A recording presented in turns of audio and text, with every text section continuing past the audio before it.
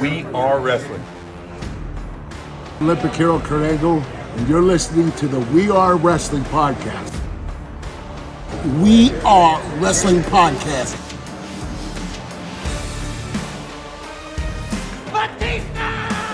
Let's flip and go. You're watching We Are Wrestling.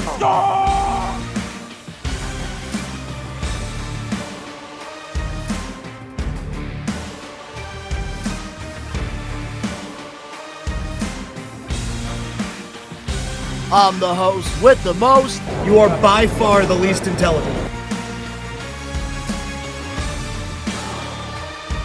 What is going on? We are Wrestling Maniacs. Ben here, one half of the We Are Wrestling podcast. We Are Wrestling Podcast. Make sure to subscribe, baby. We are wrestling. What is up? We are Wrestling Maniacs out there worldwide. I'm the host with the most, Mr. We Are Wrestling himself, the best one, Donnie here with. What's going on? We are Wrestling Maniacs worldwide. Ben here, one half of the We Are Wrestling podcast. Uncle Ben, America's favorite uncle, if you will.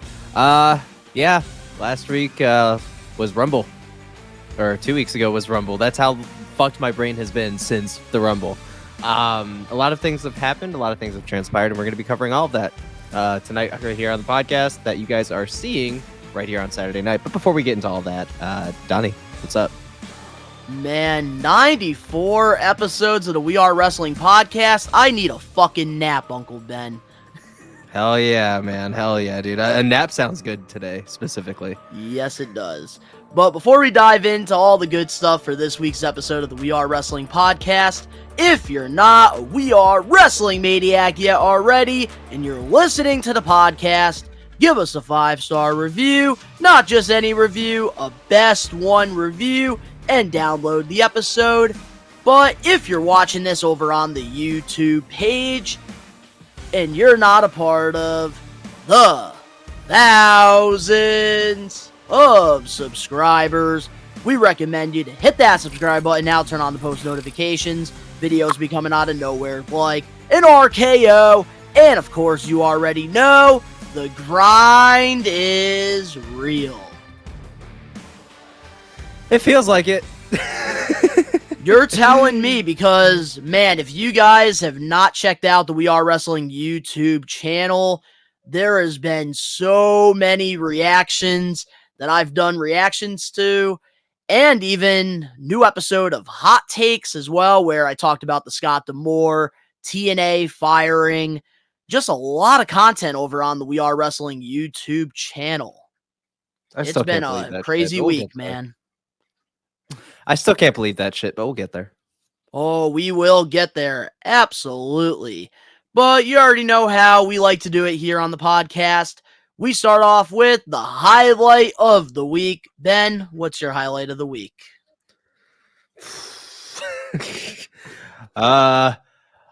Honestly, like it's really sad because I don't really have one because everything's kind of not going the way that any of us saw this going. So I'm kind of digesting everything still, and I'm still kind of figuring out how, X, Y, and Z is going to work. So if I had to like nail down a highlight of the week, it's probably like super small, but it kind of adds to the bigger picture of like something that's going on. I'm really just like living off of this whole new atmosphere that Drew McIntyre finds himself on.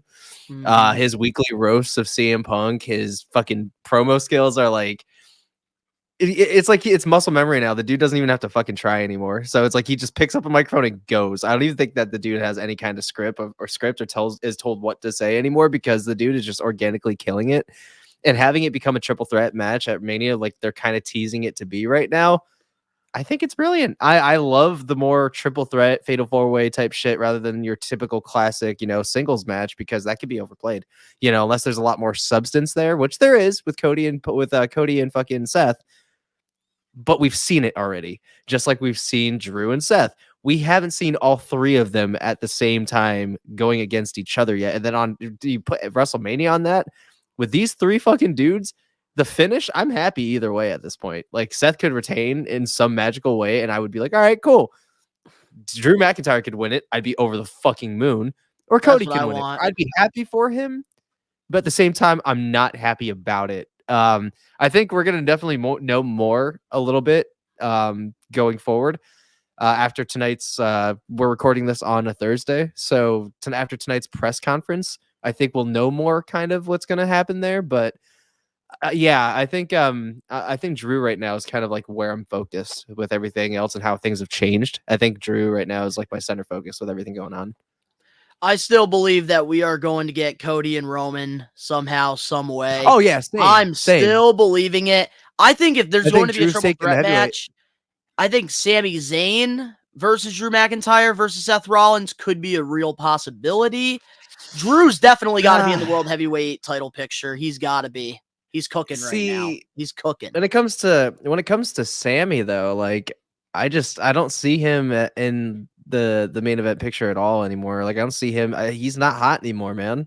Like he died off. Like, and it's unfortunate. I love Sammy. I think he's phenomenal. I just think that his momentum that he had, it's not nearly as big as it used to be. And Definitely from a year ago, Elimination Chamber to now, definitely. But he's also kind of just floating in the abyss. He kind of served his purpose, and now it feels like they're having a hard time figuring out what to do now with him. Well, it does make sense for him to get in there because last time, he was on WWE before returning at the Royal Rumble. Drew McIntyre was the one that injured him, put him on the shelf. So they could find a way to actually put him in that title picture. How long was Sammy out for? I think like a month or 2 months. 2 months. Oh, I think that he was just taking time off. I don't even think he was injured. Actually, yeah, no, you're right. It is time off. Whew. Yeah, I need a nap. Yeah, I think he took time off. Yeah, I was like, I don't think he was injured. But yeah, they may have made it like a work or something. So my highlight of the week, I do have two. One of them, guys, if you do not have IWTV, Independent Pro Wrestling TV, recommend you guys to subscribe to it. It's only $10 a month. You can watch, independent wrestling shows from all over the place, including Blitzkrieg Pro that, We Are Wrestling, we're a proud sponsor of. But my highlight of the week has got to be, they do this documentary series once a month.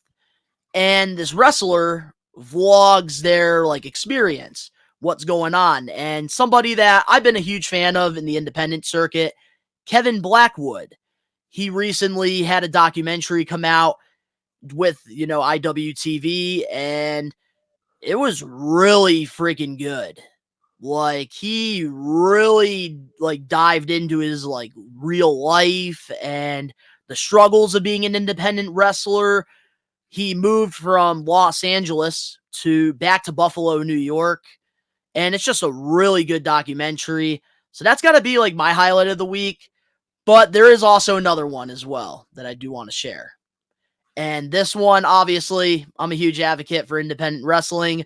And speaking of Blitzkrieg Pro, I got to watch this individual start his career, in Blitzkrieg and in Creative Pro as well. I got to watch him for years with Shook Crew, and now he's in AEW. He's a trios champion, a part of the Acclaimed. Max Caster, my highlight of the week has got to be getting his very first figure. Dude, hell yeah, man. Hell yeah. Because I went to so many Blitzkrieg shows from 2016 until he got signed to AEW back in 2020 during the pandemic, and I got to watch this kid grow, and man, just to see him get all of this momentum, being so over with the AEW crowd, and just becoming a homegrown talent is just incredible for me to watch him have such a successful career. Hell yeah, bro. And the best part about all this too, I do got to share this tweet. So, of course, I was advertising my Acclaimed 3-pack Ringside Collectibles exclusive video, which you can check out on the Best One Donnie channel, which I do a bunch of toy videos.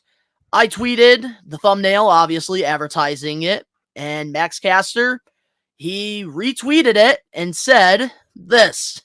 You're not ready for this, Ben. So here's what I said. I said, and I quote, "I absolutely love doing this review.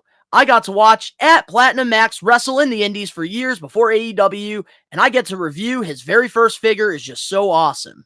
Well deserved. And he quote tweeted and said, I hope you enjoyed playing with me. That's my highlight of the awesome. week right there. Platinum Max, Oh baby. yeah, man. Hell yeah, man. That's awesome, brother. So, with that being said, let's dive into the We Are Wrestling Weekly Recap. Starting things off, last Friday night on SmackDown, we saw Bayley make her decision for WrestleMania 40, and she will be facing Io Sky. What's your thoughts on the segment and this matchup? We knew. We knew that this is something they were planning from the get-go. Like, even with fucking the moment that Io won the belt, we knew. Like, we knew that that was going to be what was set up, and it was, you know. Triple H and WWE now are so good at long-term storytelling. They're really good at listening to the fans. Almost to a fault. Like, they're really good at it now, you know, and you know, like you've said, and you know, I wasn't convinced at first, but you know, Bayley winning the Rumble was probably the right choice. You know, she hasn't gotten that moment like the rest of the four horsewomen. So, you know, and it was the way it was done was organic and it worked. And I, you know, obviously since that moment, I've had time to really think about it, and I'm really, you know, I'm happy for her. I'm stoked that we got the face turn finally. You know, like I'm stoked that we got the face turn finally because Bailey's been a heel for 3 years now. You know, there has been no sign of fucking her turning face until now, you know, and I'm excited to see what that repackaging looks like. I don't think that we're going to get the hugger again. I think we're well past that era now. No, definitely I think we're well past that, you know. I could maybe see like a sentimental like entrance, maybe like we could see like what are those things called that she used to have? The wacky waving inflatable arm two mans. Yes. No, I don't think she's gonna have those back again. I think Just that for they should like kill them. just for like sentimental purposes. Maybe in like 10 years I see that happening. You know, I see that happening where it's a very John Cena thing where, you know, she comes back out to that comparatively, you know, at the contrast of, you know, Dr. Thugonomics. I think, you know, like another 10 years we'll see something like that. But now I think that we're in a new kind of era for Bayley, and I think we're going to get a slight more serious repackaging. route. I think she's definitely going to have that Becky Lynch feel where she was, you know, a hot heel for so long and then, you know, has her face turn and it's just this whole like revolution. It feels like, I think we're going to get that same kind of like feeling there and that kind of, that atmosphere that we got for Becky back in 2019. I think that this match was a no-brainer. I think that this is going to make Io look like fucking gold, but while also, you know, finally capturing Bayley's realistically last thing that she has to accomplish in WWE, you know, which kind of scares me a little bit in a lot of ways because, you know, once you accomplish everything, you're kind of just doing it again until you get tired of it or you want to go somewhere else, you know? So like with that and, you know, with that final thing that she's going to accomplish, it, you know, it kind of puts a lot of things in the future into uncertainty, but I think that's what's so graceful about being, you know, a pro wrestling fan and seeing stories like this unfold. So I'm really excited for what this match could be, and I'm excited for what that means for Io as well. Yeah, I obviously saw this coming. I think everybody did. I'm very happy for Bayley. She definitely deserves this. She's been, you know, putting people over for the past, you know, 4 to 5 years, and finally it's her time. And I think that It this really storyline, they did a great job here. I love the whole Japanese side of it as well. Her, you know, knowing the Japanese, I think that really added a lot to this. And we still don't know where Dakota Kai stands because she Yeah, because she had to wasn't miss there on fucking SmackDown. SmackDown. Which she I missed like SmackDown, yeah. because it adds another element to this storyline, and I hope we don't expose that right away. Yeah, I think Dakota, I think is gonna be probably like in between at first, but then we'll you know, ultimately, you know, align herself with Bayley. That's what I think is gonna happen. Yeah, dude, it's exciting because again, you know, there's so many ways that this could go. You know, there's so many other layers that we still have to peel back before we hit Mania. You know, there's a lot more that's going to add to this, and I'm excited to see what that is. Definitely, but great first match to announce for WrestleMania 40. already looking good. But moving on to our next recap. On NXT Vengeance Day, we saw Carmelo Hayes turn on Trick Williams after his NXT title match. What's your thoughts on this turn and the heat that Carmelo Hayes has been receiving from this? Well, considering they had to fucking, apparently they had to fucking bring down the fuck you Mello chance, or, they were going to have to get off air. I mean, which is kind of great, that just shows how passionate the NXT fans are, because they're out there scouting for the next big thing. And, to get that much fucking heat on NXT when you're already a huge star, it's a big deal, man. So I think that, huge. I think it was a brilliant move, because Carmelo started out as a heel, right? Or did he start out as babyface? He started his career off as a face, but then he turned heel, and then after that went back to being a babyface, now to a heel. But every time he's had a legitimate reason for his turn. Oh yeah, and that's great. And I'm really excited. A lot excited. of people they struggle to do that with. No, for sure. And I'm excited because he plays both very well. And if you can play both very well, then there's a lot of work out there for you. And I think that Carmelo Hayes could really make a statement for the little guys, because he's not big by any means. Like, the dude's built, but he's not a big dude by any means. So, and for somebody with his caliber gaining that much heat because people are that pissed off something like this happened is gold. That's that's some Rey Mysterio level type shit where people are going to be behind you, and if there's anybody that could probably fill those shoes, it is Carmelo Hayes. I'm very impressed with the way that they did this.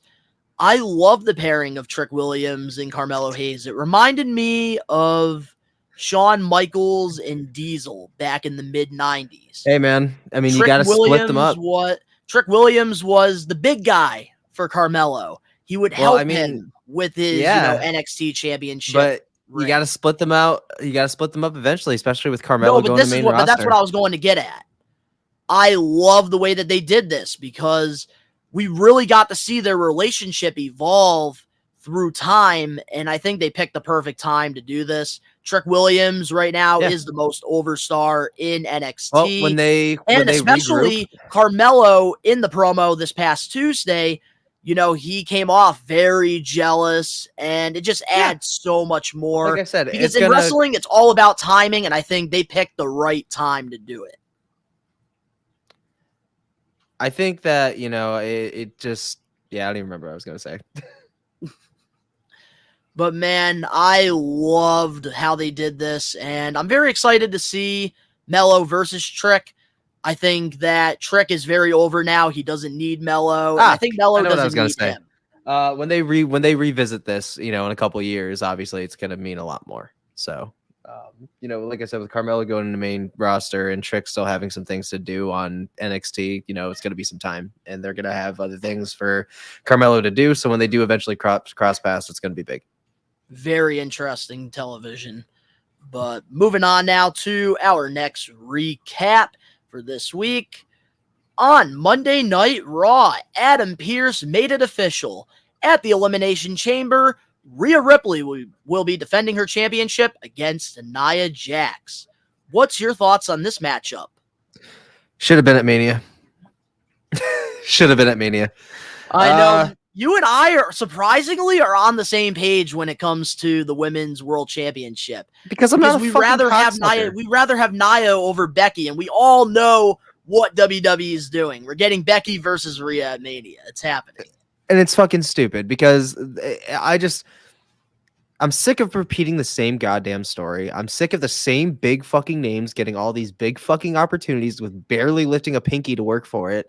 Nia has been proving her improvement since she's been back, bro.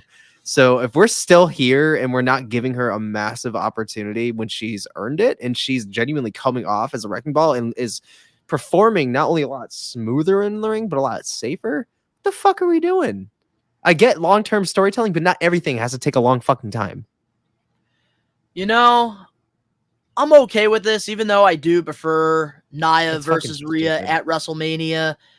I'm happy that Nia is at least getting an opportunity to perform for the championship at a Premier Live event. And I think especially in Rhea's, country in Australia, she's going to be getting massive heat. I can't wait for this. This storyline has been very interesting to me. And I love Nia Jax her second run in WWE. I think that they've done a great job with her, and she's much safer worker. She's in way better shape, and I can't believe it. I can't believe how great she's become. I'm sorry. Yeah, But same here, with, bro. Becky Lynch, it makes sense why they want to do it at WrestleMania. Becky is obviously one of the biggest women superstars in WWE.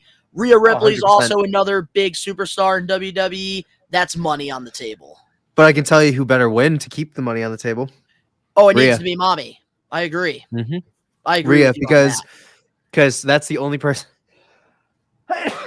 Bless That's you. the only person. Thank you. That's the only person that Rhea really needs to beat to solidify her, like, what she's been doing. Because I'm pretty sure she's already beaten Charlotte. She's beaten Bianca.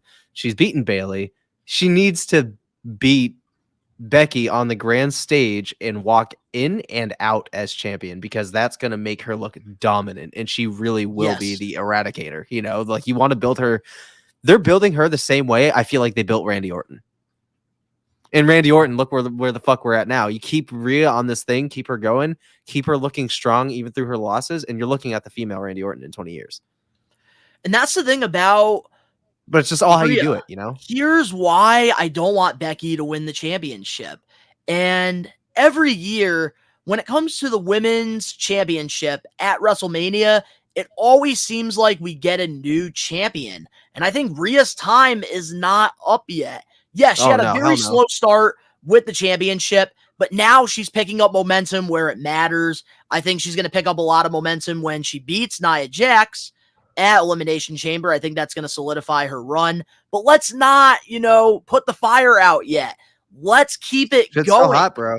Because if she beats Becky Lynch, there you go. You have another storyline for Becky Lynch going into 2024 to 2025. You can do a whole underdog story with her. There's so much more that could be gained if they don't have a new champion at WrestleMania. See, we got to be careful with that terminology, underdog story. There is no possible way that Becky Lynch could ever have an underdog story. That time, she's past that, bro. She's past that. She's on Moolah level without the fucking title ring, bro. There's no underdog in Becky Lynch. It's just how bad. Yeah, but she I'm wanted saying, to get. like, they could have her go through some hardship. I feel like her last 2 years have been nothing but fucking hardship, because I feel like she's having a hard time getting connected with the fucking crowd. Oh, man. Hey, man, I'm just trying to keep it real, man. Like, I know we're both tired of Becky's run right now. She's getting the Charlotte fucking thing. This is what I was afraid of last year. I even said it. I didn't want her to become the next Charlotte. She is. I do want to share something Becky Lynch related, though. Oh, God. What? I'm going to be going to Boston at the end of March, and I'm going to be going to her book signing. So I'm going to be meeting Becky Lynch. Oh, sweet. Good shit, bro. I'm excited. I'm going to be getting her book, and I'm going to get a picture with her. We both know you don't give a fuck about the book. We both know. I'm mad I can't bring anything to get signed, but I'll take a book. Moving on now to the next recap for this week. On Monday Night Raw, Jey Uso interrupted Gunther's Intercontinental Championship celebration. What's your thoughts on this segment that we got on Raw? It's time. It's time that Jay won a singles title. And if there's anybody best suited for the job, it's Jey Uso. You may not want to hear it, but that's where. No, we're I at, don't. bro. I think Jay is more than ready to win the championship. But here's what I want to happen. Originally, we were supposed to get Brock versus Gunther at WrestleMania, but now we're not getting that, obviously. If you say Braun Breaker, I want Braun leave. Breaker versus Gunther right, at WrestleMania for the championship. I said if you said Braun Breaker, I was leaving. Bye. I want Braun Breaker to win the championship against Gunther. Not yet. I want it to happen. Why? The only reason why I'm saying not yet is because there has been a line of other superstars that should have done it. And if I swear to God, if someone's bitch ass second generational fucking son comes up from NXT and immediately knocks off Gunther, I'm gonna be so pissed, because that is a waste. I don't think so. I think it's a waste. New superstar. No, that's great, but do it right. Don't just fucking slap it on him, because I'm sorry, Braun Breaker is great in the ring, but he's boring as fuck on a mic. I'm sorry, but even Gunther himself could run around him in circles. I will say this Monday. Can I is- just say this about that segment on Monday? What Gunther said to Jey Uso, saying, I'm going to turn you back. Yeah, to your fucking family. Yeah. I saw that shit. But like I said, with Braun Breaker, dude, Where they can't all he recognize you and your brother. dude, that's awesome. That's great. What I can't get behind with Braun Breaker is his mic skills and his promo work is so fucking boring that I feel like dude needs another 3 years in NXT just for the promos. Like his in-ring, fucking great. In-ring, great. But on the mic, he's just a bad mixture of Goldberg and Rick Steiner. Or Scott Steiner, rather, his uncle. He needs a manager. That's all he needs. And I think having a manager is okay. No. But the thing is, though, we keep making that excuse for all of these superstars who are shit on the mic, and we can't keep having that. So if he's going to do it, he's going to have to speak, and he's going to have to do it on his own. Yeah, but it adds so much to a bigger guy having a mouthpiece. Look at Bobby Lashley. That's the best example. When he had MVP by his side, he was a world champion. You're going to get so mad when I tell you this, man, but you're starting to sound like Vince. Do not ever compare Best One Donnie, myself, to Vince McMahon. Please do not. Then don't make a Vince mistake. Because like that's the worst thing I could have said, but it's a Vince move, bro. It's a Vince move. Not every big dude needs it. Brock came out of his fucking shell. Like, yeah, it took him 20 years, but he finally came out of his fucking shell. Yeah, but that's how he had a great run at first in WWE. Having Paul Heyman by his side. But that's great. But Brock literally embodies a little real life Hulk. Braun Breaker, you could see him petting a kitten, and I wouldn't be surprised. Brock, I'd be like, it's going to be either this second or the next thing. He's going to take that kitten and snap its fucking neck. Like, no, Braun, you can't see that. Braun, you just like, damn, man, you could see him in public, dap his ass up, give him the fucking, woo, what's good, boy? You can't do that with Brock. Brock's going to suplex your ass for even looking at him wrong or farting in his presence. Like, you get an F5 off the escalator, son. Man.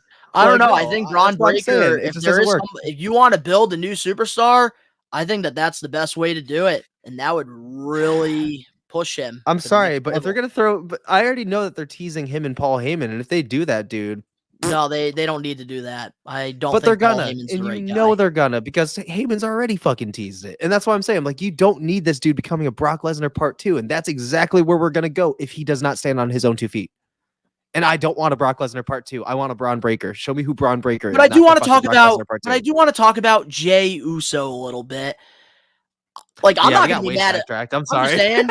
No, but he's involved in the topic, so it's totally fine. Yeah. But with Jey Uso, I'm not gonna be mad at all if he's the one to beat Gunther because honestly, he does deserve it. I wouldn't be upset at all. But here's why I'm okay with Braun Breaker being the one to defeat Gunther for the title, because you can have at Elimination Chamber Gunther defend the title against Jey, have Jimmy cost Jey the Intercontinental Championship match, and that right there is the perfect way to build Jey versus Jimmy, because obviously we saw what happened with the tag titles. Jimmy cost Jey, and it's just going to continue that storyline, which I think is a lot bigger than Jey winning the title. And I think eventually it's going to put Jey in a world title picture doing this. Maybe. Well, yeah, this is one of the ones that we're going to see kind of play out a little bit more. Definitely, but I'm very interested in seeing what's going to happen because I think we're very close to Gunther losing his championship, and I think that we're going to be seeing him in the world title picture probably in the summertime. Immediately after Mania, for sure. I think he's going to drop the IC title probably like Mania weekend. And then he's going to, because he's already been talking about how he needs an upgrade. So I think he's going to eventually, right after Mania. Yeah, I could see that. But moving on to our next recap here on AEW Dynamite, Tony Khan had a big announcement. There will be a special AEW Dynamite Big Business on Wednesday, March 13th, 2024 at the TD Garden. There's rumors that Mercedes Moné will be debuting at this event. What's your thoughts on this? Oh, what? What? Mercedes Moné? Sorry, I snoozed when you said Mercedes. Like you got like halfway through the first name and I passed out. Stop making special fucking episodes for your debuts. We don't fucking care. Just have her show up on goddamn Dynamite. Stop making it a big title because she's a big fucking star. I'm sorry, she hasn't been in a fucking ring since Japan, and before that, it was fucking WWE when she walked out like a little puss ass whiny bitch. So no, I'm good. I'm good with that's exactly what it's made for. Are we really fucking sitting here right now? That's exactly what it's made for. They made big business for the big boss walking through the big TD Garden to big fucking dude. Y'all know my disdain for Sasha Banks. This has not changed. This has not changed, and I don't think it will ever fucking change. Like, I understand you being frustrated with her quitting WWE, but I just don't understand all the hate. She's mid as fuck in the ring, bro, and she sounds like and on the mic, bro, she sounds like a disgruntled fucking like shoplifter in your local Walmart. I'm sorry, but it's bad. There's no convincing or compelling there. Like it just. Oh God, I can name a million things I hate about Mercedes Moné. There's a million things I can name. I like all the way down to just her fucking face, bro. I can't, dude. Like it just, I can't stand her. Come on, she's I think from out of all Boston. of them, she's from our hometown. Come on. And I'm ashamed. And I'm very ashamed that that's what we got. But, we make up with it with John Cena. So we make up with it with John Cena. So we make it up with John Cena. But no, here's the thing I love about Mercedes Moné is we're complete opposites when it comes to her. She's like one of my favorite women wrestlers now. And she's like your most hated. She'll forever. I like fucking Maxine Dupree more than I fucking like Mercedes Moné. Oh, you do.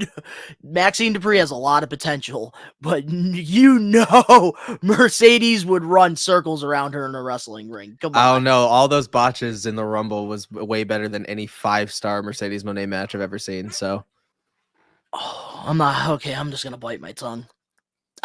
There we go. I bit my tongue. Say it with your chest. Come on, we're on a podcast. Say it with your chest. Say it with your chest. What you gotta say? I understand you don't like her piss poor attitude. I understand that, but you can't deny her talent in the ring. She's very talented. You're just not a fan of her character work. You're not a fan of her ego. The ego is what me about her in ring. It's not even just that. That might be like the biggest part of it. Because when it comes to like what I think about is all these big matches that she has. They're fantastic. You mean all the matches she's been involved in with big names, you mean? No. Oh, don't go there, Ben. Don't go there. Come on. I'm going there. No. I'm going there, negative. Man.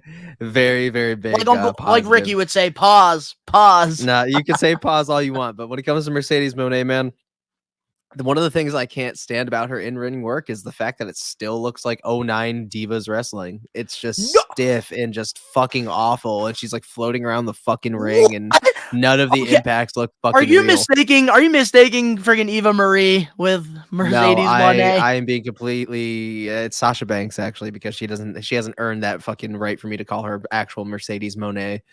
But what I will say 100%. Is the best match I've seen her in, and I'll give the flowers for that match alone, was with Bianca at WrestleMania. That was the only match I genuinely enjoyed. I could say I enjoyed from both sides, and I'll give that one. Even an in-ring presentation, it was fucking great. So I know you didn't really watch NXT a lot. I watched enough. You did watch Bayley versus Sasha at TakeOver. Both of the TakeOver matches. Yes. Those were some of the best women matches of all time. Where I'll say that at the time, Sasha outperformed Bayley because Bayley was still very green around the gills. Yeah, but I now. I don't know. I just feel like deep down, it's just more. Did Sasha ever win the Rumble? No, she never won the Rumble. Oh, okay. She entered at Bayley already before. So look at that. Bayley's already better than her. Look at that. Bayley's already better. God. See? All right. Boom. I do want to share my thoughts on this whole Dynamite big business. I actually it's big bullshit. That's a good one, Ben. I'll give you that. That was a good one. You get a round of applause for that one. Look at that. The heel bend gets a fucking round of applause. Let's go. I'm getting those Wait, face chants, big boy. Let's bullshit go. is what you said. Big bullshit from fucking heel bend, bro. boy. Let's go. Right now in the IWC, Ben, hashtags are trending, so I think you can get that trending. I probably Which could. our main event topic, by the way, guys, is hashtag we want Cody or hashtag we want Rocky. We got a good episode. Stay tuned. But, Stay tuned for that juiciness from the main event. but I will say, I actually really do like the marketing here, but I understand why people are just like, another Tony Khan big announcement, another announcements are debut lukewarm, bro. special. Exactly. Nobody Here fucking we cares go anymore. again. Nobody cares anymore. It's crazy. Yeah, I don't care for Tony Khan's big announcements either. I did hear the crowd, they heavily booed him when he showed up on the Titantron. And he was clearly reading off of a teleprompter. He wasn't even making Oh, you eye can tell. contact with- He doesn't blink. Yeah. He only blinks 2 times. And yeah, talks. dude, I know he doesn't blink. We all saw that fucking scrum. I'm not gonna take any of this fucking shit. Looks around the crowd menacing like he's gonna fucking kill somebody. And there he was sitting there taking that fucking shit. I actually really do like when these weekly shows, they do specials, because I feel like it makes the show more interesting, which is why I like the marketing here for Big Business.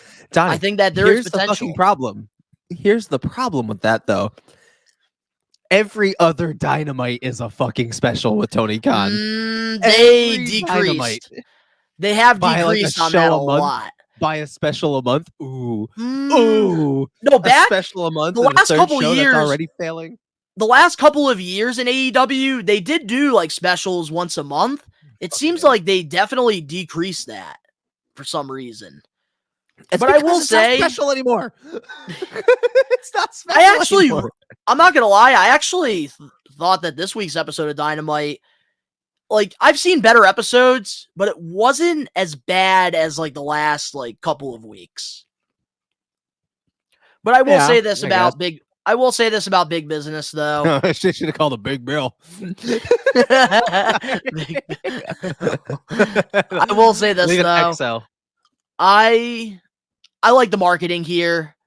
I think that when it comes to the marketing side of AEW, they do a good job. They do get people talking, whether it's negative or positive. I really like the whole branding for this, but I hope that there's more than Mercedes Moné at this special. Who the Which, fuck else is there gonna be? oh, dude, I got a hot take here. All right, throw it out real quick. What's up? So there's some people in the IWC that think the Big Business, if you look at the graphic, obviously it has the money symbol. So everybody And already Sasha knows Banks Mercedes all over Moné, Sasha Banks. But there's also a lot of people that are speculating that maybe Okada, the Rainmaker, signed a deal with AEW because we don't know where he stands yet. Okada's not going to AEW. I'm hoping for the WWE over AEW, but there are people talking about that too. Like, what if it's not just Mercedes Moné showing up? But we're going to have to wait and see. We do have, a whole month before the special. And I'm very excited to see Mercedes in AEW because I think that, she could definitely elevate the women's division over there. And they're finally starting to pick up some momentum in that division. So I'm all for it. But moving on to our last recap of the week on AEW Dynamite, Darby Allin and Sting defeated Big Bill and Ricky Starks for the AEW World Tag Team Championships. What's your thoughts on this booking decision? Predictable. Because we know it's going to the Bucks at fucking Sting's last match. We already know it. So, I mean, like, what's there fucking special about it? The fact that his kids were there to see him win his first and last championship in AEW when he's been there for like fucking 3 years. I'm sorry, but like, where am I supposed to be excited? Like I said, Tony Khan is the booger of the year, not the booker of the year, dude. This is trash. I needed that. The fuck is so funny? It's true. It's true. I just love the Orange Cassidy attitude you have when it comes to these AEW topics. Yeah, no, this was you, Ben. This was you, okay? I wish I had the glasses to, do the Orange Cassidy. This was you. The fuck I do? Oh, very predictable. Sting won his first and last AEW championship. His sons were there. Cool. Whatever.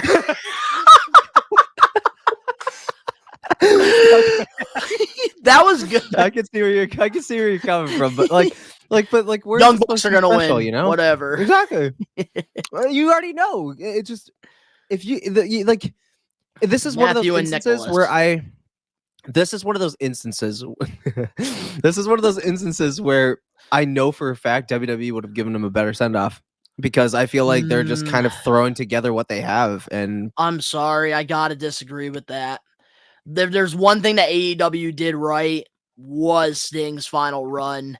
He had a great run. He got to do a lot of cool spots. He got to, do stuff with Darby Allin.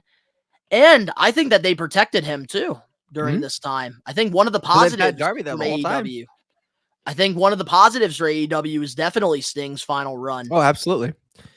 Yeah, absolutely. And I think it was definitely better than WWE. And WWE has, especially with Edge going to AEW and hearing his side of it is starting to really sink in as to, why a lot of people don't stay there long term is they're almost too safe, with their talent. They don't let them do what they know they're capable of because of, past injuries, which I can get, I can get wanting to be as safe as possible. They're looking out for them.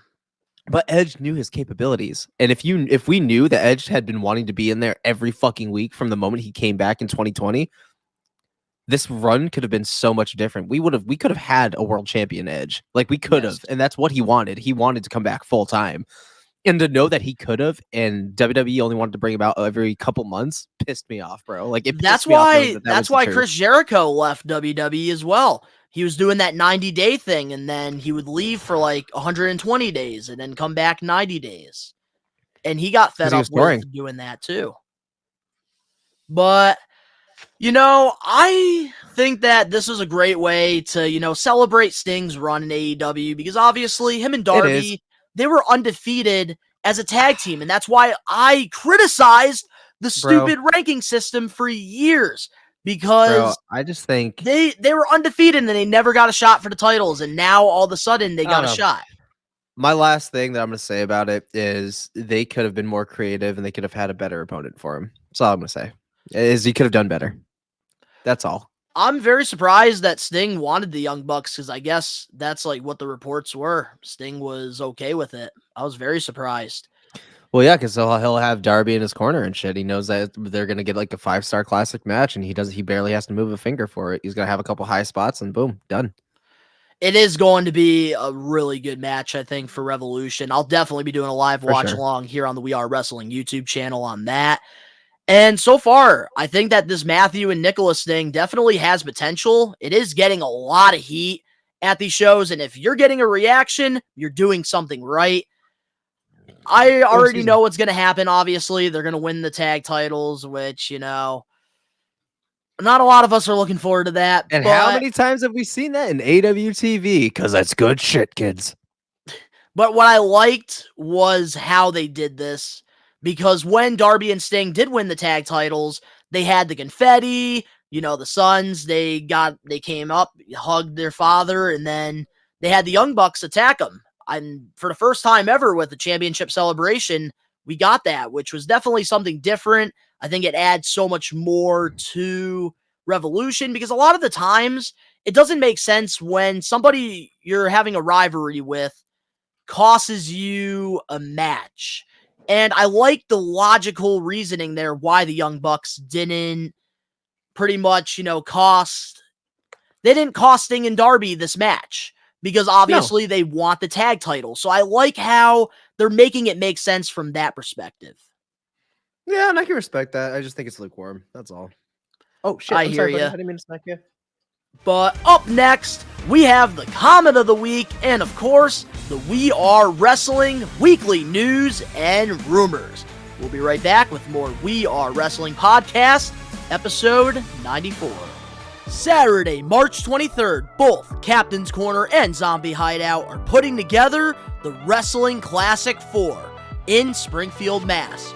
you can get the opportunity to meet WWE Hall of Famer Eric Bischoff, Elias, Matt Riddle, the franchise Shane Douglas, the Sandman, Diva Search winner Christy Hemme, Hornswoggle, and so many more wrestlers.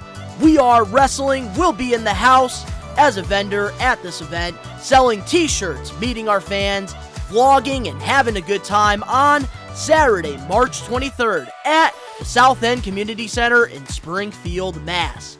We hope to see you there at the Wrestling Classic 4. We're back, and a couple things we do want to talk about before we get into the comment of the week, and of course, the weekly news and rumors. First and foremost, on Saturday, February 24th, Ben will be live over on his YouTube channel and the We Are Wrestling YouTube channel for WWE Elimination Chamber. Early in the morning, he's going to be having some eggs, some bacon, and some coffee, watching some Elimination Chamber. Why are you lying? Why are you lying? I'll be live for Elimination Chamber, but unless you shipping all that shit to my house, I ain't gonna have any of that.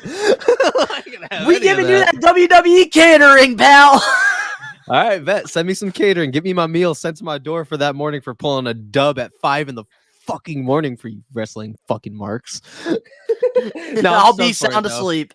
Dog, I'm actually really stoked for it. That's going to be the first morning that I'm going to have to shut the door while Ash sleeps. I'm going to have to shut the door because if I mark the fuck out, it's going to get loud at 6 a.m., dude. I'm going to be dead to the fucking world and like wired and probably drunk at like 8 in the morning, dog. Ash's going to come out and it's going to be like 8:30. She'll be like, baby, you good? I'm going to be like, I'm in fucking Australia. It's going to be fun. It's gonna be fun. You're going to be fighting a kangaroo. You see my kangaroo, my koala bear, mate. Sorry. But you can't get drunk, Ben, because on February 24th as well, later on that night, We Are Wrestling will be at Blitzkrieg Pro. We'll be sponsoring the TJ Crawford versus Marcus Matters match. It's going to be a great show. So if you're in the Western Mass area, if you're in Westfield, Mass, highly recommend coming out to Blitzkrieg Pro. If not, go to IWTV. It's only $10 a month. You can watch it live. And we're probably going to be doing something ridiculous at the show because we always have a theme when it comes to our wrestling vlogs at Blitzkrieg. But let's get into the comment of the week. Every week we pick a random comment, whether it's on the We Are Wrestling YouTube channel or our social medias. We have a lot of good comments. This was very hard. It was nitty gritty. And this week, the winner for the comment of the week is at Disaster Maggot. And he commented that's on the Cody Rhodes and Roman Reigns video, and he said this, and I quote, "Laugh my ass off! Exclamation points. It doesn't matter what you want."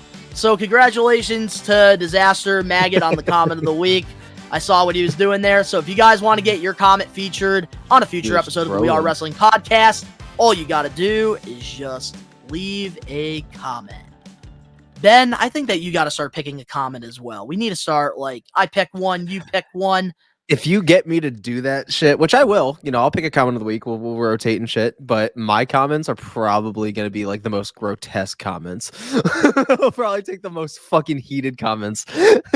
By all means, man. Bet. All right, bet. I'll pick I got the comment of the week next week then. Alrighty. Well, with that being said, let's dive into the We Are Wrestling weekly news and rumors. Let's go. Starting things off, according to Fightful, NXT star Dijak's WWE contract expires in June. Do you think he stays with WWE? No, I think at this point, dude's last main roster run, he was like just getting out. He was still fucking teaming up with Mace right when they were getting out of fucking Retribution. I think Dijak's great. I think that he could probably thrive on the independent scene, especially in like the more extreme wrestling, things like, GCW, some deathmatch shit with like John Moxley, Nick Gage, shit like that. I think that it would probably be most beneficial to him, because I don't see him, and this is unfortunate to say about anybody, but he's one of those superstars that I do not see thriving in WWE. I feel like he would do really great wonders in TNA. I think he'd probably make some kind of splash in AEW, keep him the fuck away from Ring of Honor, but keep him on the indies if anything, or even have him go to fucking Japan. I feel like he would do great in Japan, especially with how hard he goes. We've all seen the finger fucking picture. We've all seen that's the picture We Are Wrestling posted when this report came out. Mhm. But Dijak, he's somebody I also got to watch in the independents before, joining WWE. And I think that he, should go outside WWE and explore. I think that there's so much more out there for him than what he's doing right now, even though he has been a regular on NXT TV since leaving Retribution. I just think that, His repackaging was sweet. I love the entrance. I love the presentation. Love the character work. I just think that there's so much more that can be done with him. Yeah, There's and so what he's much trying more. to do just doesn't fit there. Like he would even do great in NWA. I just wish they had a TV deal. Yeah, I think they're on the CW. I think like the app or something now. I don't know. That's good. Hey, it's something. Yeah, but Dijak, I think, definitely has a lot of potential wherever he goes. I would love to see him back in Ring of Honor, but obviously not under Tony Khan's Ring of Honor. If it was Ring of Honor back in the day, I'd love to see him go back there. He was a pretty big star. I wouldn't mind him in TNA. I think that would be a really cool spot to see him, where, they do give more creative freedom to their stars. And I think Dijak is one of those guys that could strive having that freedom. For sure. So I definitely see him moving on from WWE, but we'll have to wait and see. Yeah. Ooh, imagine an AEW, Dijak versus Keith Lee. That would be a sweet. good one right there. But moving on now to our next news and rumors topic. Carmelo is no longer WWE bound. According to PW Insider, the former NWA Women's Champion is no longer expected to be WWE bound. One source in WWE slated in the past that she's been offered an NXT deal. However, per reports, discussions are not moving forward. Instead, she has been in deep discussions with AEW, where it has been seen as a strong destination for her. By going to AEW, it would also let her pursue her big goal of acting. What's your thoughts on this? I don't know her, but I've seen like roars around the circuit and on like how people feel about her, and if she's that hot of a talent that could really make an impact in the women's division and could help it out, great. And if she's trying to pursue acting, I know I'm expecting mic skills and promo skills to be a little bit more on par than some of these veterans, because acting is a huge part in becoming a superstar. You have to be able to connect with your audience. You have to be able to sell something. And if they're not buying it, dude, you're not going to connect. And I feel like if there's anywhere for her to really perfect that, it is AEW. I think that AEW, it seemed like it was more of the realistic destination for her, because obviously WWE, man, like I'm they want the best. I'm familiar with her work because I did watch NWA Power for a little bit until they did lose a lot of momentum when they decided to move on from Nick Aldis, but that's a whole nother topic for another day.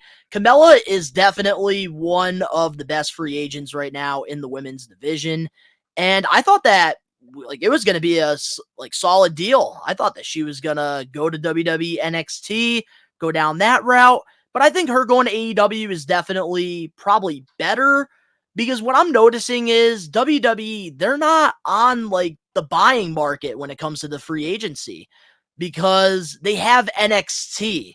They're already they can turn a track star in college into the next Trish Stratus or Lita. Yeah. 100%. They have a whole developmental system. They have one of the best performance centers for training when it comes to pro wrestling out there. And they have a whole system that they can build stars on. They don't really need to go out and spend millions of dollars on them. AEW, on the other hand, they could use somebody like her because she is, very talented. She, fits the mold of professional wrestling more than sports entertainment. And I think that this is just going to add another great talent to a women's division that kind of needs it right now.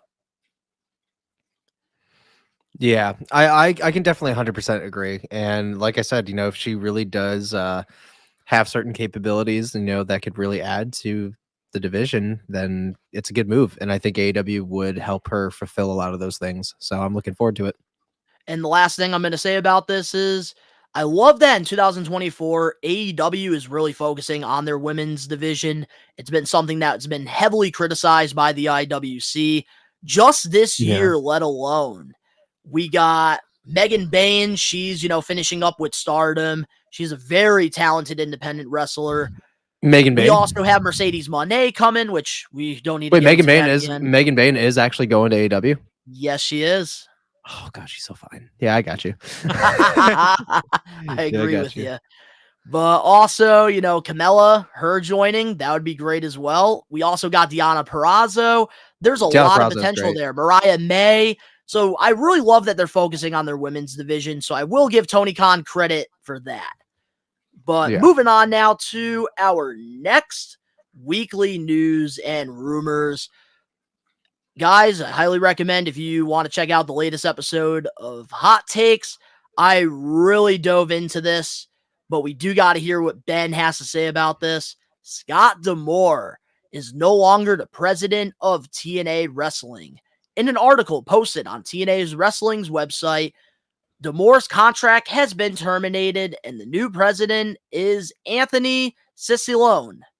What's your thoughts on this news of TNA letting go of Scott D'Amore? It almost feels weird just because I feel like Scott was behind everything great going on with TNA right now, obviously including the return of the brand itself. So it feels odd, it feels like there's kind of a disservice. I think that what they're doing is kind of unwise. They're just kind of giving us the statement that came out. It almost feels like it's more of thanks for everything, Scott, but we can basically do the same job you did but better, and they're getting more hands-on with it, kind of how WWE made that same mistake with Vince McMahon. And you want to do that now, and this guy has brought you so much prosperity and the company's doing great, and you want to get rid of him. And the thing that's really killing me about it is I'm like, you're gonna fail, and you're gonna watch this shit go all the way down the gutter again when we finally got things moving. The only way that I can really see any kind of justice being made is if Scott D'Amore ends up joining WWE in a producer role or some kind of official role. Because I think Scott D'Amore has the mind, the experience, and the overall knowledge and well-being of wrestling to really add to what they're doing, which is recreating a fucking mammoth known as the Attitude Era 2.0. Well, even Triple H said it himself. He's getting that same feeling he did back in the Attitude Era when that shit fucking kicked off. It's a boom period, and I think that adding Scott D'Amore would be a fat dub in WWE's arsenal, and it's just unfortunate. I think any promotion, realistically, if they acquire Scott D'Amore, I think that's a massive W. If anything, if he doesn't go to fucking WWE in some capacity, go to NWA and save them. 100% go to NWA and save them, because they need it the most right now. AEW can suck a dick. I'm sorry, but no, AEW can suck a dick. Tony Khan does not deserve Scott's fucking help, because fucking this is the thing. And I saw it on a comment, and I agree with it, and I agree 100%. Tony Khan will not hire Scott D'Amore or go to him for any advice, because Tony Khan still believes in his heavily inflated curly fuck of a fucking head that he's Booker of the Year, which is wrong. Yeah, the ego is I don't think the ego could definitely cost him. But here's what I said. I think Scott D'Amore, he would be perfect for Ring of Honor, but Tony Khan, it's the ego that's probably going to caught. You're right. Because imagine Scott D'Amore. Because here's what happened. Reports came out pretty much the last, couple days since Hot Takes came out. Yeah. That it seemed like him and TNA, they had, I guess, a disagreement, because Scott D'Amore, he wanted the Anthem to invest more money into TNA, and Anthem doesn't want to invest the money. And Scott D'Amore actually gave him a significant offer to buy TNA from them, and they turned it down. I don't know. Like I said, the whole fucking thing is just, it feels like an injustice, but I'm going to wait a little bit longer, to see what transpires, where he goes potentially, and what comes out from this, because all I can really do now is just keep watching TNA and hope that it can still stay on this very high rise that's going on currently. That's exactly what I said during my episode of Hot Takes. And one of the biggest takes that I made during this was it felt like TNA got rid of the heart and soul. And imagine going back to 1995, Ben, and Paul Heyman. They took ECW away from Paul Heyman. Mm-hmm. What would have happened?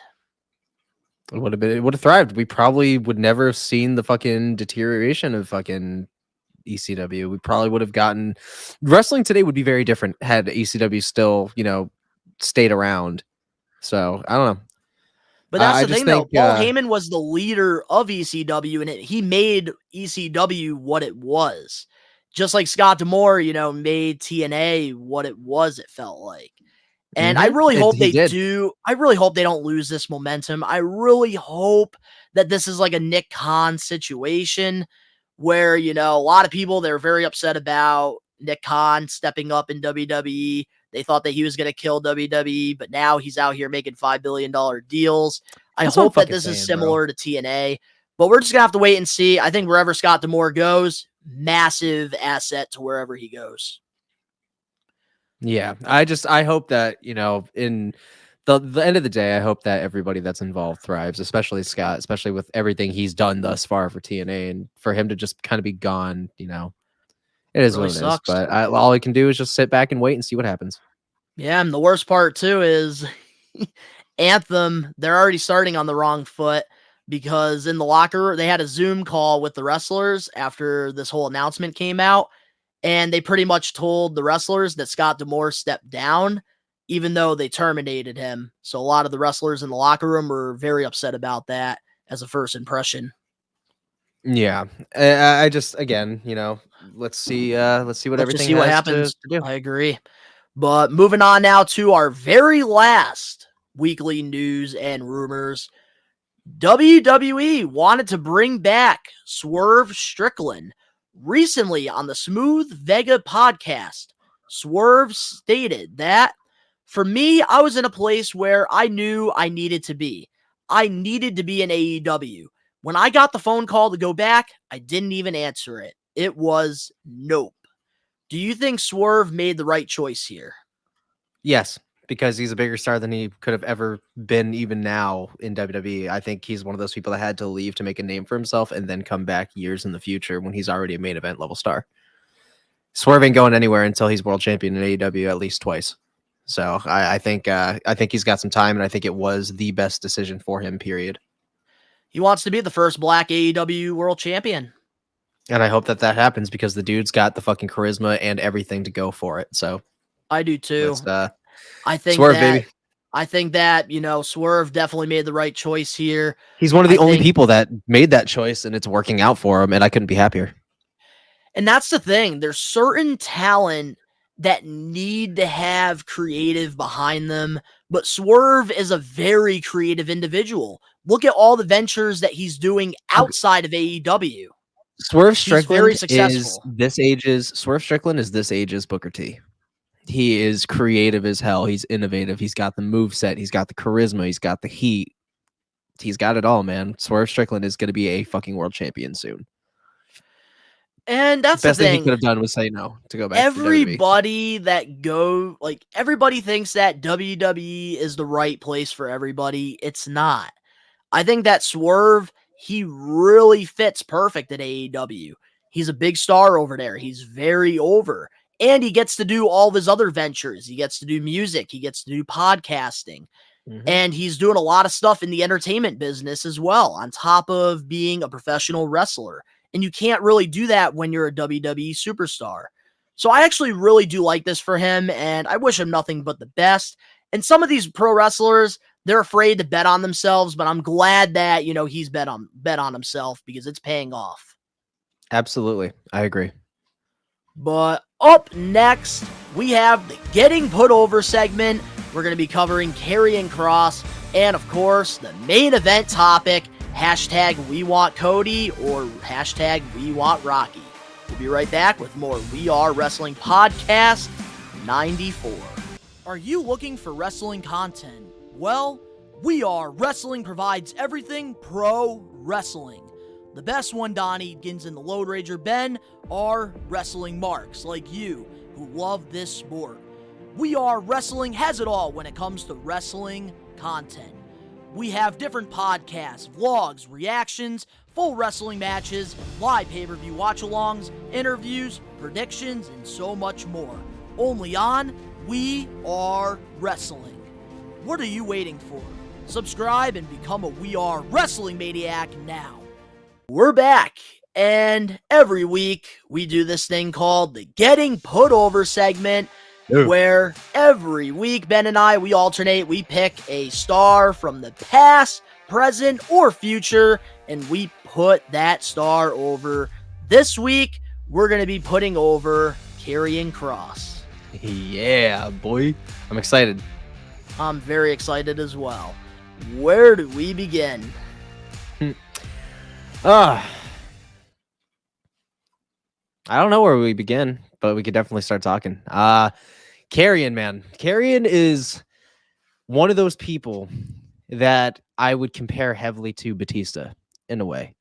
Batista had a very slow start too. Like, he had his dominant moments. They knew he was a big guy. They knew that he was capable of a lot, but it took a certain feud to really spark a momentum that was there all along. And I think that we still have yet to see that with Kross. And I think that he's eventually going to blow up the same way Batista did. I think Kross is going to be a Royal Rumble winner. You know, I think he's going to be a world champion. I think that's how it's going to happen. You know, I think that that's, you know, in the cards in the next couple of years at least. So what you're trying to tell me is Kross is pretty much a Triple H opponent away from having that big break. Yes, he is a Triple H opponent away from having that big break.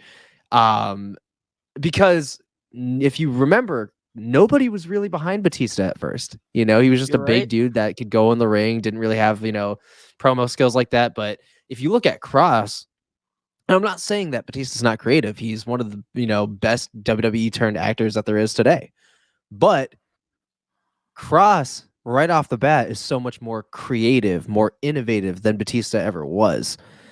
And I really see that. And I really see a lot of those comparisons. Kross himself has even said that he would love for Batista to just say yes to one final fucking match with him because he wanted that, you know? And I think that would be an amazing put-over match for Karrion Kross. I think that would be great if Batista could get back in the ring for like 6 months, get really trained for this feud, you know, get the ring callus back, get your fucking mojo back. Because I don't want to see what happened when he went against Triple H again back at WrestleMania. I want to see the animal back if we're going to get this one off, you know. And I think that Karrion Kross, you know, of all people, would be the person to carry that match. Because, you know, he can work with realistically anybody. So we're going to go back in time a little bit. Karrion Kross, as you know, one of my favorite versions of him was actually outside of WWE. Killer Kross. It was in Lucha Underground, actually, when he was the White Rabbit in fucking Paul London's Rabbit Tribe stable that he had going on. It was very psychedelic, kind of like Alice in Wonderland, where Paul London was like the Mad Hatter and Karrion Kross was like the leader of the group because he was the big fucking dude. You know, he was the tank.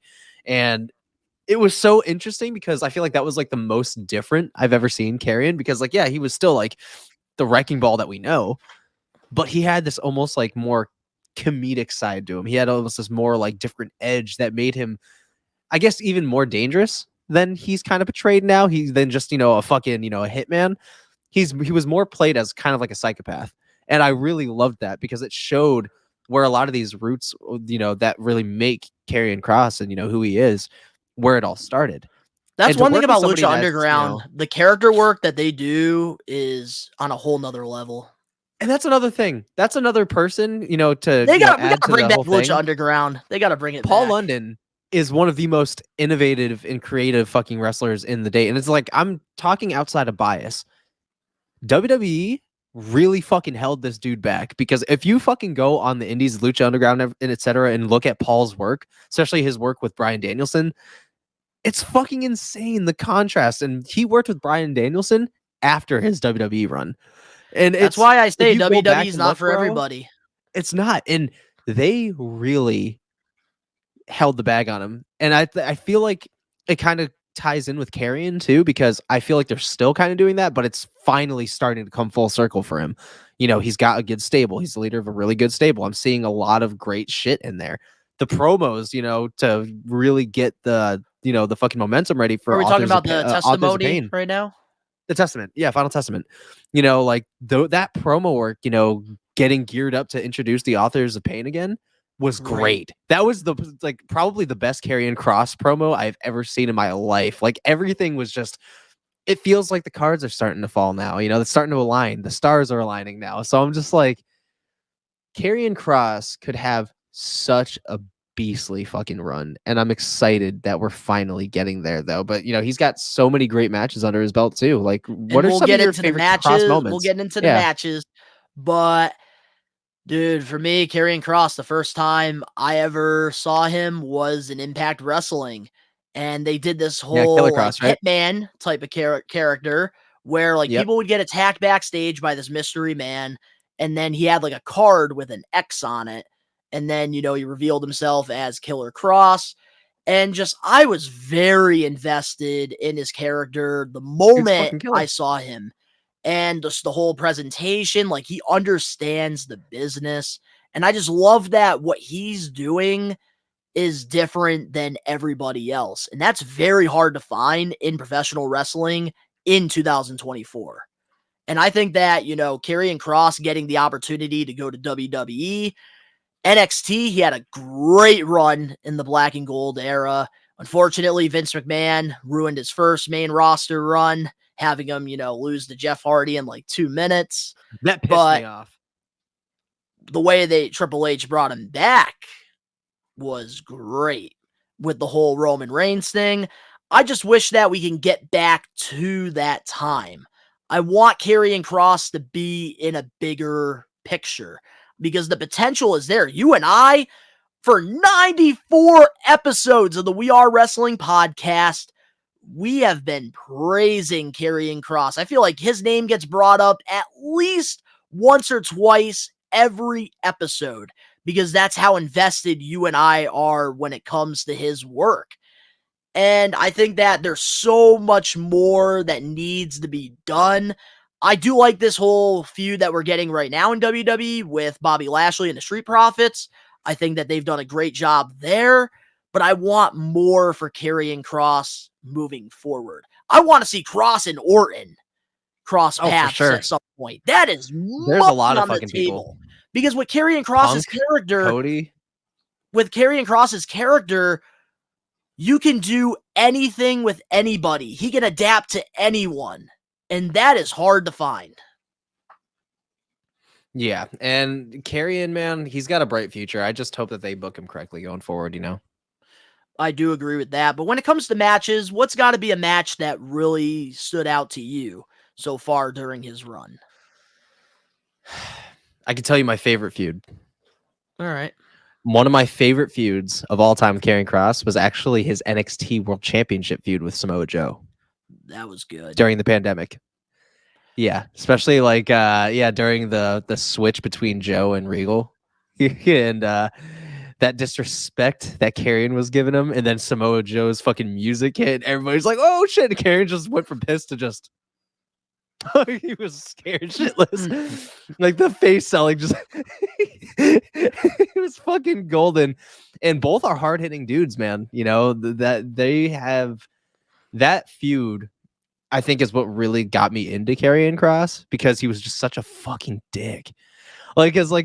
On NXT, he was just a fucking dickhead. Like, he was just fucking an asshole to whoever he talked to. And then on main roster, he's just kind of condescending, but it's like lower toned. It's like he'll say shit and he doesn't mean any of it. And I love it. Like, I love that contrast. But I love that feud specifically because, it's fucking Samoa Joe, dude. Samoa Joe, arguably one of the most legendary Samoan wrestlers there is of all time. And having someone like Karrion Kross being on the, the receiving end of that, so to speak, it's one of those matches I never thought was going to happen. And I was really, really happy about how well Joe looked in that match, but also how well Karrion really carried himself in that match as well. So that would probably have to be at the top for me right now at this specific moment. Because Karrion hasn't really had any huge matches other than with Drew, which I fucking loved. Just because I think him and I Drew enjoy go their together like feud. peanut butter and jelly. So I think Samoa Joe would probably have to be at the top of my list, though. Yeah, I got to go with Samoa Joe because when it comes to Karrion Kross, I think that he is, a good wrestler. But what invests me into Kross is the feuds, is the storyline, and most importantly, his character work. Because he is, I feel like, larger than life, which is why he fits that sports entertainment role better than the pro wrestling role. And I think Samoa Joe, we really got to see the best of Karrion Kross during that Abso-fucking-lutely, time. bro. Because they really gave him that creative control in that feud. And you had pretty much two psychopaths feuding against each other. And it was just great during, its time. Those were the final days of Black and Gold as well. God, Black and Gold, man. We could talk all fucking day about Black and Gold, but, those were the glory days. Yes, they were. But man, I think Karrion Kross, there's so much more that he's going to accomplish in his career. And who knows, maybe a couple hundred episodes from now, we're going to be putting him over again when he's a world champion. Hell yeah, man. But we're going to have to wait and see. But this week, I put over Karrion Kross, Killer Kross. Next week, Ben will get to pick which superstar we put over. Ben, are you going to give us any clues, or are we going to have to wait until next week?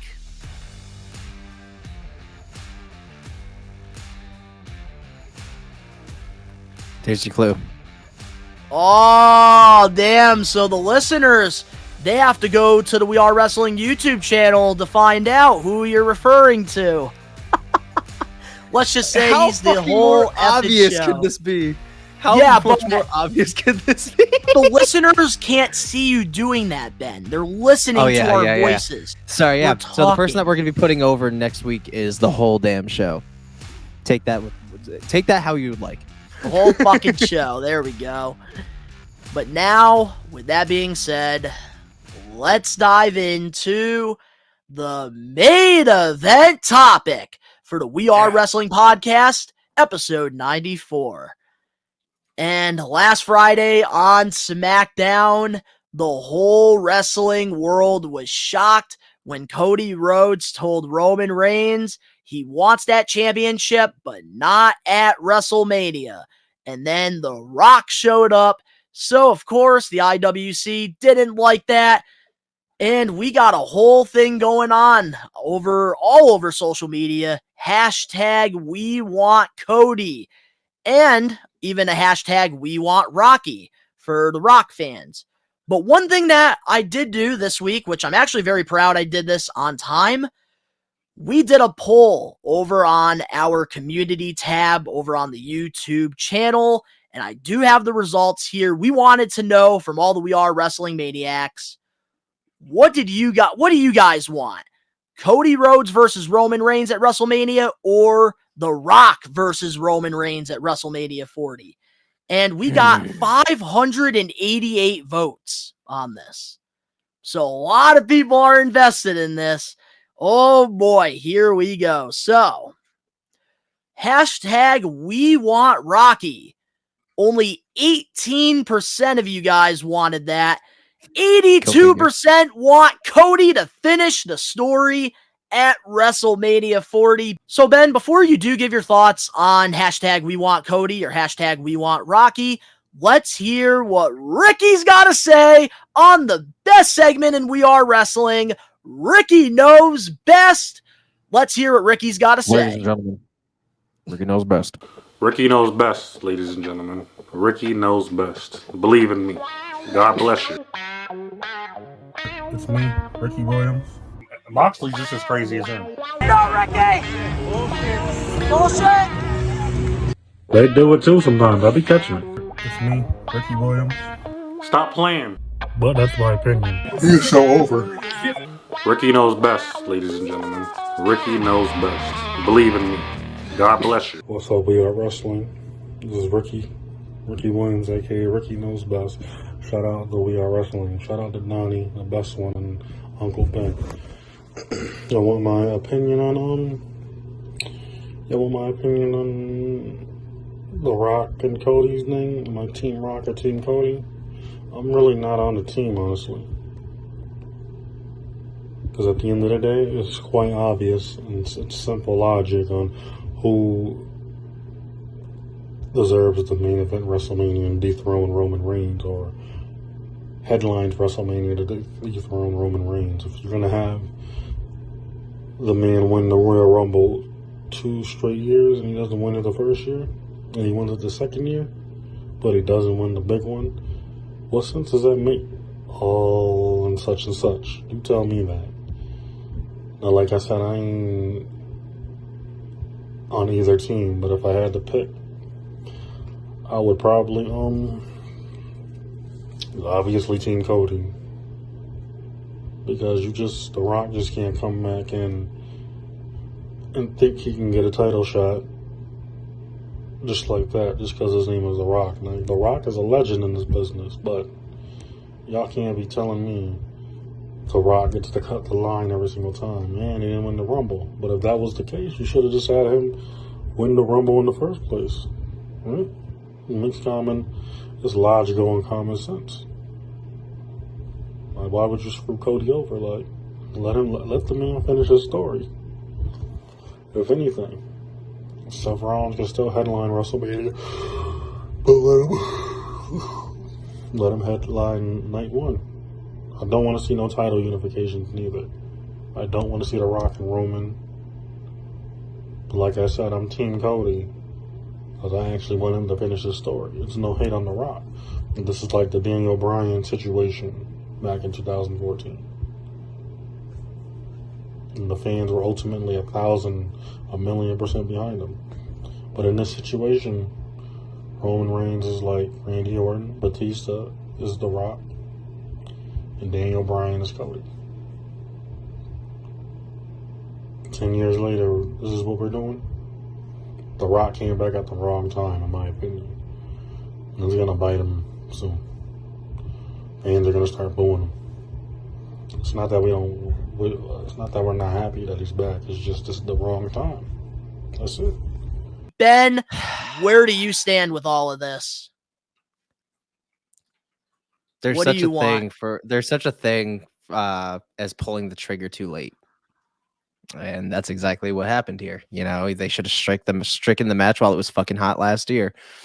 They're too obsessed with breaking records nowadays. You know, Triple H says it every single fucking time that there's a fucking media scrum. Every time there's a press conference, there's always some fucking record being broken. It's like WWE is just obsessed with breaking records to the point where it's fucking unhealthy and it's hurting you more than it's helping you.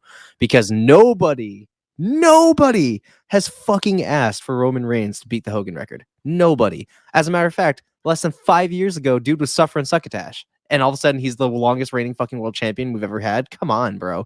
The dude can't even stand on his own 2 fucking feet. The dude can't get through a fucking match without one of his family members interfering, which I get. Oh, it's a part of the fucking Can I stop you script. real quick about standing on his own feet? I will say one thing about last Friday on SmackDown. No. He cooked Seth Rollins in that fucking microphone. That is the one thing I will take and give Roman credit. You want to know why he cooked him on the microphone on Friday? Do you want to know why? And it's actually very simple. Why? Because he had almost a fucking week to prepare his response where he can't do it on the spot like all of these fucking legends. Mark. He doesn't show up to work, so he had an extra week to do his homework. Exactly. So you can't defend him for cooking the him dog on the ate his first homework. Oh man. He got destroyed by the Eminem of WWE, and ever since then he's had weeks to prepare his fucking comebacks. Coincidence? You think I wasn't gonna fucking notice? I've been a fan pretty long time too. I've been a fan pretty fucking long time too. So no. So I don't believe he cooked him on the mic. No, he just did his fucking homework, which took him a week to do almost. He had an extra week to do it, Ben. Yeah, he had 2 weeks off. Exactly. So he had double the fucking time to do it. So I'm not surprised he had a genuine response. You know, it took him a few days to cook up the first line. I can imagine He's how long it gotten took way to do the whole better promo. on the mic than he was back in the day when he was doing Because the whole big dog he crap. has time to do it now. They realize that Roman needs time to cook. Where fucking Seth gives us like fucking gourmet level fast food every week. every fucking week, where Roman can barely dish out a 5-star plate every other month. So Yeah, I'm sorry, but right. no, when it comes to The Rock though, dude, there will never be a time again like the time he showed back up on Raw through a fucking screen in 2005 during the Battle of the Billionaires with his first appearance in over 3 fucking years since he had retired. So I mean, like, I haven't had that same hype since. I may have had the same kind of hype back in 2011 when he came back with Cena. I was gonna But say other than that was good. That was hype. That was hype. But that was the last time. The Rock hasn't been hot for a long fucking time. And they had the perfect chance to do this last fucking year when everything kind of made sense. Even the year before, it made sense. Cody should have won the fucking title last year. It didn't happen. Why? Because we still had the fucking nutcase in charge of the fucking cuckoo's nest. We don't now. Why are we still fucking here? Why are we still... Roman is not a fucking needle mover. He hasn't been a needle mover in at least a fucking, what, a year and a half, 2 fucking years? He hasn't moved any needles. He's not even the number one merch seller. I'm going to be honest here. After WrestleMania, him retaining the title against Cody, he lost so much fucking momentum since then. I agree with you, what you're saying. That's what I'm saying. Like, he's not even the number one merch seller. Why do you still have the strap on this guy? The bloodline is like, just why? not the same without Sammy and Jay. It's not. There is no bloodline. It's just Roman and Solo now, with Jimmy just kind of hanging on the Jimmy, coattails. they already fucking buried him. Holy shit. Yeah, I Went know. from So that's what I'm saying. kicking It's not the Roman, bloodline anymore. got a huge reaction to now just being Roman's bitch, pretty much. It's fucking... It's insane, bro. Like, yeah, man, it's insane. And I just, you know, with Rock and Roman, like, if we're gonna do it this year, give me Rock on night 1 and Cody on night 2. Or no, Rock on night 2, Cody on night 1. That's exactly what I want WWE to do. And I hope we go down that route. And that's the thing. I think that's the route we're going down. That's the only way that they can fix this issue. Cody just uploaded on his fucking Instagram story that he made his decision. And I think that it's going to be coming out tonight. And another disclaimer too. I know you said this earlier in the podcast, but for people that maybe missed it, we're recording the We Are Wrestling podcast 2 hours before the press conference on Thursday night. We will probably have an extra out already by the time this is uploaded. But we do want to just put that disclaimer out there that we don't know what's going to happen at this conference. I wish I was more prepared. I would have done a watch along to it, but it's already same. But yeah, I'm going to the gym taking the nap. too, but... I'm taking a nappy. Yeah, you're taking a nap, and I'm fucking going to the gym. So we'll catch up and we'll regroup and rendezvous on this after. But I'm gonna check this out. You know, I think that Cody's gonna face Roman. I think that like they listen to the backlash and they're gonna face Roman. I think they're gonna do a night 1, night 2, and they're gonna have Roman actually come to work for a full fucking weekend, which is gonna piss him off already. So I think we're ready for it because I think they're gonna make Roman look strong by having him get dethroned by Cody night 1, and then he's gonna win against The Rock night 2 to elevate him. So I think it's not going to hurt him too bad. I could see it being opposite, where night 1, The Rock faces Roman. Roman dominates The Rock.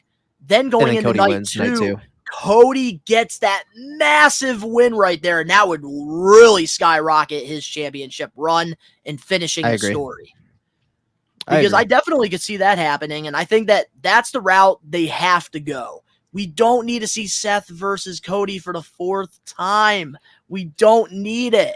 Drew McIntyre right now has so much momentum. It's got to be Drew. That is the only way that I would be okay with Cody and Seth being involved. That's the only way that I'd be okay with Seth and Cody being involved is if Drew was in the middle of it. That is the only way that I'd be able to stomach that and be okay with that. Other than that, I don't want him anywhere near it. That's definitely fair. You know, because at least there's enough layers there to build it up. Fair. You know, there's a lot of layers there to give it a fucking explosive match, and there's more safety for Seth and his injury too, because there's another guy in there. So I think that it'll help everybody involved if that's the route they do end up deciding to go. But preferably Cody night 2, Rock night 1. Definitely agree with that. I obviously want Cody to finish the story. I think that this is what we've been building since he lost at WrestleMania 39. We built, hardship for him. And having him win the Royal Rumble, like, you can't just have him win the Rumble and then he's been talking about finishing the story and then he picks Seth Rollins. Doesn't make any sense at all, which is why Cody has to face Roman. I don't see it making any other sense anywhere else. Don't get me wrong. I want The Rock versus Roman, just like a lot of other people, the 18%. But I thought that they could wait until WrestleMania 41, because what I would have done if I was booking WrestleMania was I would have had Cody face Roman. I would have had Solo trying to interfere, costing Cody yet again this championship match, except this time, if you smell what The Rock is cooking, he comes out, beats the shit out of Solo, and then basically WrestleMania 41, Rock Roman. That's what I would have done. But if there's a way to fix this, it's got to be night 1, Rock Roman, night 2, Cody versus Roman. I agree. But yeah, hashtag we want Cody. I'm on that board. Are you? Yep. Out there, let us know in the comments section below your thoughts on all the topics that we covered on this week's episode. Pretty decent one. This whole Cody versus Rock thing has definitely got everybody talking, but we have so much more that we're probably going to be covering throughout the road to WrestleMania. Every Saturday, new episodes. If you guys enjoyed this week's episode, make sure to smash that like button now. If you're not a We Are Wrestling Maniac yet already, and you're listening to the podcast, give us a 5-star review, not just any review, a best one review, and download the episode. But if you're not a We Are Wrestling Maniac yet already over on the We Are Wrestling YouTube channel, we have lots of awesome content over there, reactions, hot takes, we have live watch-alongs, pay-per-view predictions, vlogs, so much wrestling content. Subscribe, turn on the post notifications. The link's down in the description below. You can go follow Ben and I over on our social medias and our other YouTube channels. Ben, he does music reactions and other content on his channel, Rage Circus. And over on my channel, Best One Donnie, I do toy reviews. I just did the acclaimed one. Scissor me daddy ass. Let's fucking go. The link's down in the description below. And of course, to all the We Are Wrestling Maniacs out there worldwide, we are taking over. Peace.